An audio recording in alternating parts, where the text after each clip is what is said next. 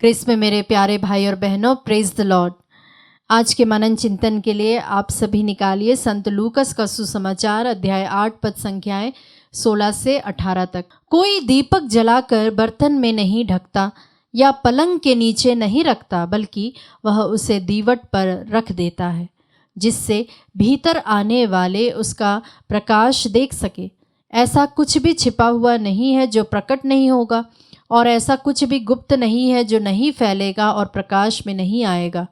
तो इसके संबंध में सावधान रहो कि तुम किस तरह सुनते हो, क्योंकि जिसके पास कुछ है उसी को और दिया जाएगा, और जिसके पास कुछ नहीं है उससे वह भी ले लिया जाएगा जिसे वह अपना समझता है। यह प्रभु का पवित्र सुसमाचार है। हे क्रिस्त, तेरी स्तुति हो। प्यारे विश्वासियों, जब हम पद 16 और 17 को पढ़ते हैं तो वहाँ पर प्रकाश प्रकट होता है और छिपा नहीं रह सकता। यह एक दीपक के सामान्य उदाहरण का उपयोग करते हुए यीशु कहते हैं, एक दीपक का उद्देश्य प्रकाश देना है, चीज़ों को रोशन करना है, उन्हें दृश्यमान बनाना है। एक दीपक जलाना और फिर उसे छिपाना उसके उद्देश्य को विफल करना है। यह रूपक मसीह के अनुयायियों के रूप में हमारे जीवन में कई पहलुओं की बात करता है। मसीह में हमारी पहचान, मतलब कि विश्वासियों के रूप में जगत की ज्योति, सन्मति का सुसमाचार अध्याय 5 पद संख्या 14 होने के लिए हम बुलाए गए हैं।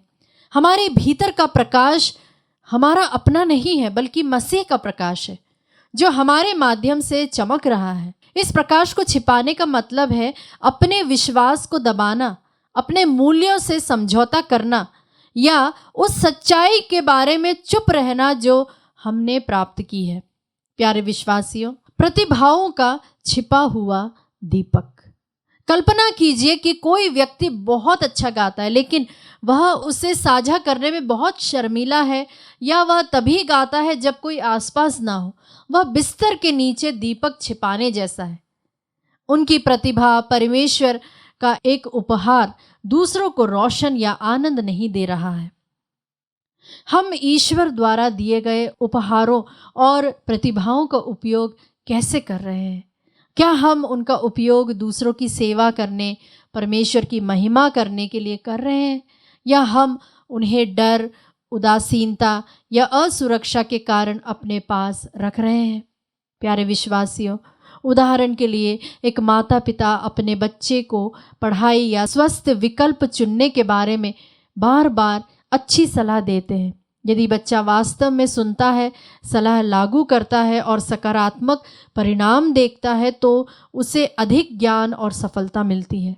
यदि वे सलाह को खारिज करते हैं तो वे संघर्ष कर सकते हैं और यहाँ तक कि उन अवसरों को भी खो सकते हैं जो उन्हें लगता था कि उनके पास थे, जैसे कि अच्छे ग्रेड, अच्छा स्वास्थ्य। प्यारे विश्वासियों, हम परमेश्वर के वचन, उसके उपदेशों या बुद्धिमानी भरी सलाह के प्रति कैसे दृष्टिकोण रखते हैं? क्या हम सतही रूप से सुनते हैं, या हम सक्रिय रूप से समझने, आत्मसात करने और पालन करने की कोशिश करते हैं? जितना अधिक हम परमेश्वर की सच्चाई को रखते हैं, उतना ही हमें दिया जाएगा। प्यारे विश्वासियों, आइए हम इस वक्त प्रभु के सामने जब उपस्थित है उससे प्रार्थना करें। हे स्वर्गीय पिता, हम आपके वचन के लिए आपको धन्यवाद देते हैं, जो हमारे पैरों के लिए एक दीपक है और हमारे मार्ग के लिए एक प्रकाश है। हमें क्षमा करें जब हम आपके द्वारा हमारे भीतर रखे गए प्रकाश को छिपाते हैं, चाहे डर, आत्मसंतुष्टि या फिर स्वार्थ के कारण। हमारे जीवन के हर क्षेत्र में आपके लिए साहसपूर्वक चमकने में हमारी मदद करें, ताकि दूसरे आपकी भलाई को देख सके और आपकी ओर आकर्षित हो सके।